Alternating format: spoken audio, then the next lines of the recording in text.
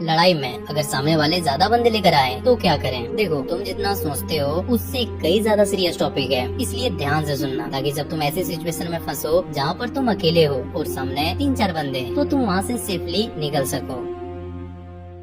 तो सबसे पहले एक बात समझ लो, रियल लाइफ में ज्यादातर फाइट एकदम से स्टार्ट नहीं होते हैं। अक्सर कोई भी लड़ाई एक प्रोसेस से गुजरती है। पहले सिर्फ एक बात होती है, फिर किसी बात का मिसअंडरस्टैंडिंग होता है, फिर ईगो बीच में आता है और धीरे धीरे इमोशन इतने हाई हो जाते हैं कि सिचुएशन कंट्रोल से बाहर चली जाती है। इसीलिए सबसे पहले समझेंगे लड़ाई होने से पहले सिचुएशन को हैंडल कैसे करना है। इसके लिए हम 3 इम्पोर्टेंट स्टेप फॉलो करेंगे। और अगर सिचुएशन बहुत बिगड़ जाए, जहाँ सामने वाला तुम्हारी बात सुनना न चाहता हो, समझना ना चाहता हो, बस लड़ना चाहता हो, तो फिर ऐसे सिचुएशन में तुम्हें करना क्या है वो हम फाइनल स्टेप में समझेंगे। मैं फिर से कह रहा हूँ, this is a very serious topic, so listen carefully.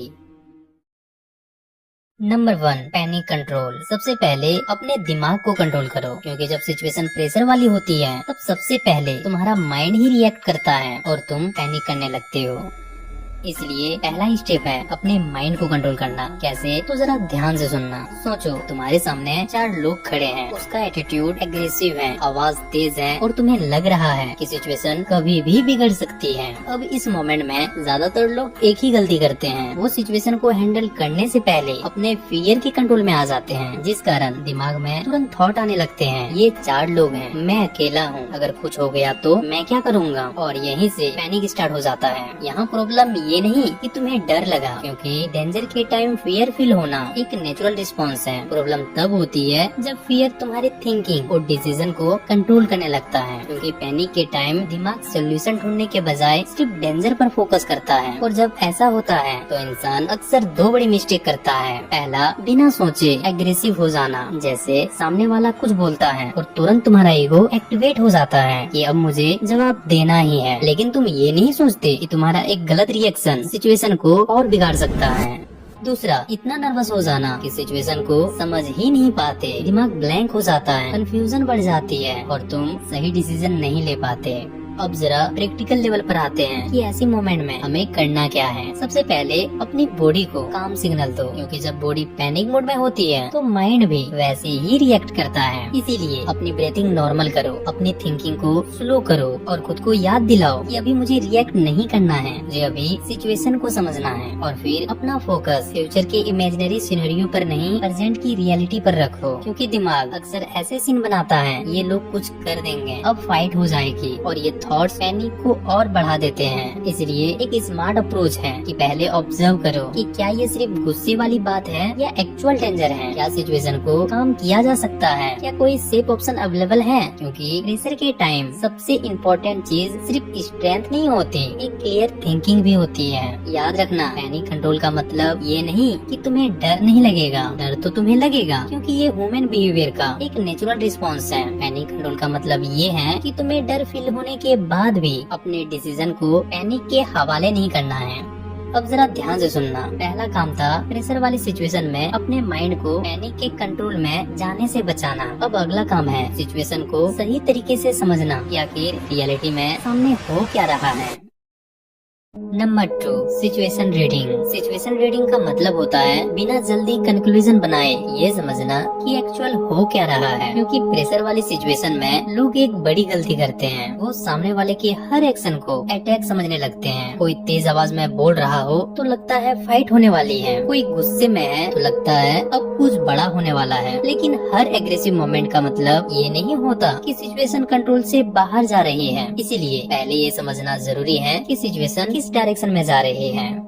सबसे पहले इंटेंशन समझो, सामने वाला एक्चुअली चाहता क्या है। क्या वो सिर्फ अपनी फ्रस्ट्रेशन निकाल रहा है, क्या कोई मिसअंडरस्टैंडिंग हुई है, या फिर सिचुएशन जानबूझकर और बढ़ रही है। क्योंकि अगर तुम बिना समझे सिर्फ रिएक्शन दोगे तो तुम भी वही एनर्जी क्रिएट करोगे जो सिचुएशन को और खराब कर सकती है। फॉर एग्जाम्पल, मान लो किसी बात पर आर्गुमेंट हो गया और 4 लोग गुस्से में बात कर रहे हैं। अगर तुम भी उनकी एनर्जी कॉपी करोगे, जैसे आवाज तेज, ईगो, गुस्सा, तो प्रेशर और बढ़ेगा। लेकिन अगर तुम पहले ये समझने की कोशिश करते हो कि असली प्रॉब्लम है क्या, तो तुम्हारे पास ज्यादा ऑप्शंस होते हैं। दूसरी चीज, इन्वायरमेंट को इग्नोर मत करो। सिर्फ सामने वाले पर फोकस करना इनफ नहीं होता। आसपास क्या हो रहा है, कौन लोग हैं, सिचुएशन से निकलने के ऑप्शंस क्या हैं, ये सब मैटर करता है। क्योंकि स्मार्ट डिसीजन सिर्फ इमोशन से नहीं इंफॉर्मेशन से आता है। तीसरा है टाइम को नोटिस करना, क्या सिचुएशन काम हो रही है या हर सेकेंड और खराब हो रही है। क्योंकि कई बार लोग सोचते हैं थोड़ा और आर्ग्यू कर लेता हूँ शायद सॉल्व हो जाएगी, लेकिन कई बार ये उल्टा हो जाता है। जितना ज्यादा टाइम तुम कॉन्फ्लिक्ट में रहते हो उतना ज्यादा इमोशन बढ़ता जाता है। इसलिए सबसे पहले ये समझना है कि आखिर प्रॉब्लम क्या है, रिस्क कितना है और बेस्ट ऑप्शन क्या है। क्योंकि जिस इंसान के पास क्लियर इन्फॉर्मेशन होती है उसके पास बेटर डिसीजन लेने का एडवांटेज होता है। और प्रेशर वाली सिचुएशन में सबसे बड़ा एडवांटेज स्ट्रेंथ का नहीं होता बल्कि क्लियर ऑब्जर्वेशन का होता है। अब थोड़ा ध्यान से सुनना। देखो, पहले हमने अपने माइंड को कंट्रोल करना सीखा, उसके बाद सिचुएशन को रीड करना सीखा। अब बारी है इन दोनों चीजों को यूज करना कम्युनिकेशन के थ्रू। Number 3, communication control. देखो, बहुत लोग सोचते हैं कि फिजिकल सिचुएशन में सिर्फ बॉडी मैटर करती है, लेकिन रियलिटी ये है कि कई सिचुएशन वर्ड्स की वजह से ही बिगड़ती है। जैसे एक गलत सेंटेंस, एक ईगो वाली लाइन, एक चैलेंज देने वाली बात, और जो सिचुएशन कंट्रोल हो सकती थी वो और खराब हो जाती है। फॉर एग्जाम्पल, मान लो तुम्हारे सामने 4 लोग हैं और एक बंदा गुस्से में बोल रहा है। अब अगर तुम भी वही एनर्जी पकड़ लेते हो तो जानता नहीं मैं कौन हूँ, उखाड़ ले जो उखाड़ना है, तो तुम उस सिचुएशन का टेम्परेचर और बढ़ा रहे हो। क्योंकि अब बात प्रॉब्लम से हटकर ईगो पर आ जाता है। इसलिए यहाँ गोल ये नहीं होता कि सामने वाले को हर बात में हराओ, गोल ये होता है कि सिचुएशन को अननेसेसरी लेवल तक जाने ही ना दो। कैसे, तो जरा ध्यान से सुनना। पहला, अपनी टोन को कंट्रोल करो। आवाज का वॉल्यूम और एटीट्यूड बहुत इम्पैक्ट करता है। अगर सामने वाला ऑलरेडी इमोशनल है और तुम भी एग्रेसिव हो जाओगे तो दोनों तरफ का प्रेशर और बढ़ेगा। दूसरा, शॉर्ट और क्लियर बोलो। जब सिचुएशन प्रेशर वाली होती है तब लंबी एक्सप्लेनेशन देना अक्सर काम नहीं करता, बल्कि सिंपल और काम कम्युनिकेशन ज्यादा इफेक्टिव होती है।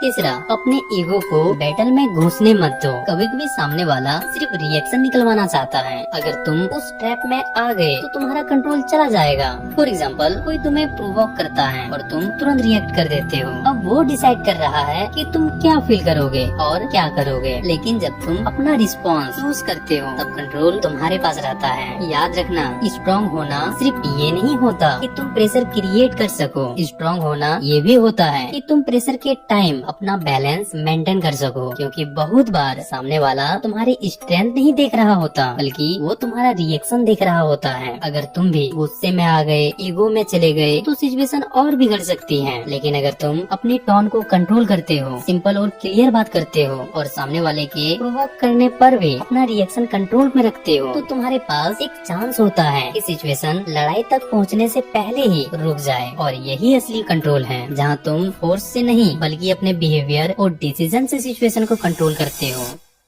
लेकिन अब हर बार ऐसा नहीं होता, क्योंकि हर कोई लॉजिकल नहीं होता। कुछ लोग इम्पल्सिव होते हैं और कुछ बस लड़ने का बहाना ढूंढ रहे होते हैं। और जब सामने वाला तुम्हारी बात सुनने को तैयार ना हो या सिचुएशन बहुत बिगड़ गई हो तब तुम क्या करोगे, इसे जरा ध्यान से सुनना। देखो, ऐसे सिचुएशन में तुम्हें 3 लेयर्स का यूज करना होगा। तो चलो इन तीनों लेयर्स को अच्छे से समझते हैं। Layer number 1, distance. सबसे पहले तुम्हें डिस्टेंस मेंटेन करना होगा, क्योंकि डिस्टेंस ही डिसाइड करता है कि सिचुएशन तुम्हारे कंट्रोल में कितनी रहेगी। फॉर एग्जाम्पल, मान लो तुम्हारे और सामने वाले के बीच इतना गैप है कि बिना कदम उठाए सामने वाला तुम पर अटैक नहीं कर सकता। मतलब सामने वाले को अगर रिएक्ट करना होगा तो उसे तुम्हारे रेंज में आना पड़ेगा। और ऐसे मोमेंट में तुम्हारे पास टाइम होगा पीछे हटने का या साइड होने का। लेकिन अगर तुम बिना सोचे उसके बिल्कुल पास खड़े हो गए तो वो गैप खत्म हो जाएगा और सामने वाले को रिएक्ट करने का मौका मिल जाएगा। इसीलिए डिस्टेंस सिर्फ दूरी नहीं है, डिस्टेंस तुम्हें टाइम और ऑप्शन देता है। लेकिन डिस्टेंस के भी 3 रेंज होते हैं। पहला है सेफ रेंज, दूसरा है हिट रेंज और तीसरा है क्लोज रेंज। सेफ रेंज का मतलब है तुम इतनी दूरी पर हो जहाँ सामने वाला नॉर्मल हाथ से तुम्हें तुरंत हिट ना कर सके, जैसे तुम उसके सामने खड़े हो लेकिन उसके हाथ की रीच से बाहर हो। इस रेंज में तुम्हारे पास सबसे ज्यादा टाइम होता है सोचने का या मूव करने का।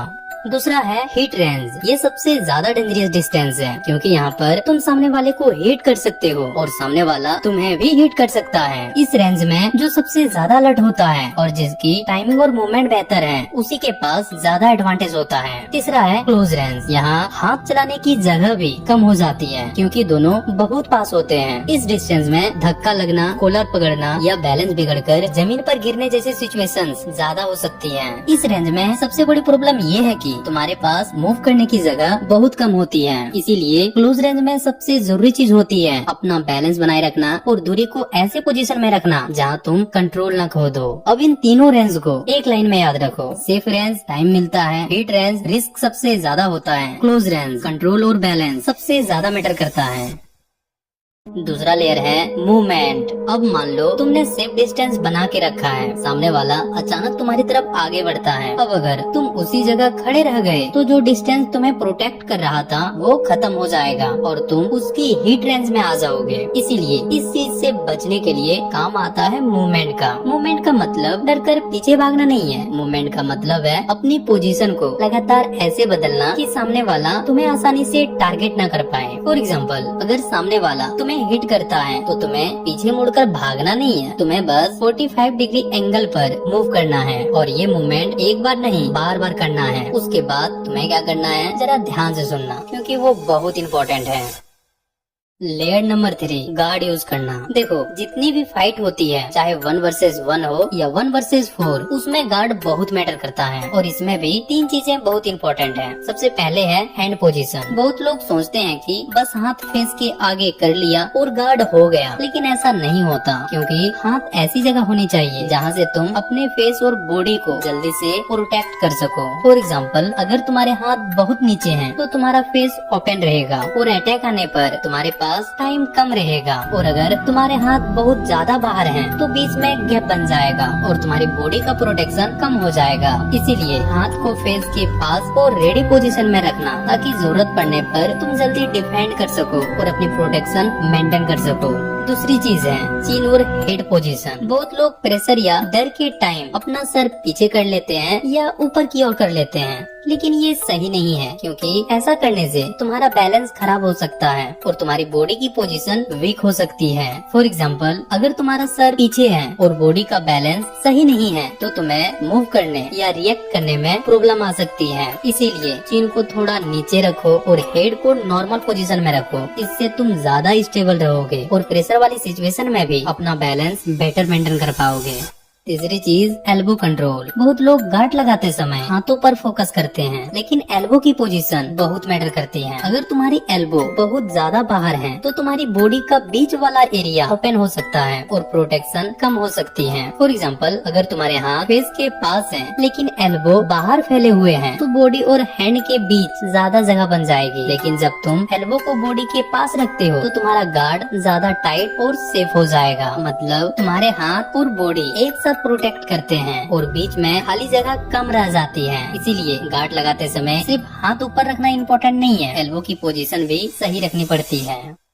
अब सबसे इम्पोर्टेंट बात, गार्ड लगाकर एक ही जगह खड़े मत रहना। बहुत लोग यही गलती करते हैं। वो सोचते हैं कि गार्ड ही उन्हें बचा लेगा, लेकिन अगर तुम एक ही जगह खड़े रहोगे तो सामने वाला तुम पर प्रेशर बना सकता है। इसीलिए याद रखो, गार्ड प्लस मूवमेंट दोनों जरूरी है। मतलब हाथ प्रोटेक्ट पोजीशन में, बॉडी बैलेंस, पैर रेडी पोजीशन में और मौका मिलते ही डिस्टेंस मेंटेन करो, क्योंकि सिर्फ गार्ड लगाना इनफ नहीं है, तुम्हारी मूवमेंट भी तुम्हारी प्रोटेक्शन का पार्ट है। अब यहाँ थोड़ा ध्यान से सुनना। देखो, गार्ड सिर्फ डर या प्रेशर के टाइम नहीं आता। अगर तुमने पहले से इस पोजीशन की प्रैक्टिस नहीं की है तो रियल सिचुएशन में प्रेशर के टाइम बॉडी सही रिस्पांस नहीं दे पाएगी। इसीलिए बेसिक प्रैक्टिस जरूरी है। रोज कुछ मिनट सिर्फ गार्ड पोजीशन में खड़े रहो, हल्का मूवमेंट करो और डायरेक्शन चेंज करने की प्रैक्टिस करो।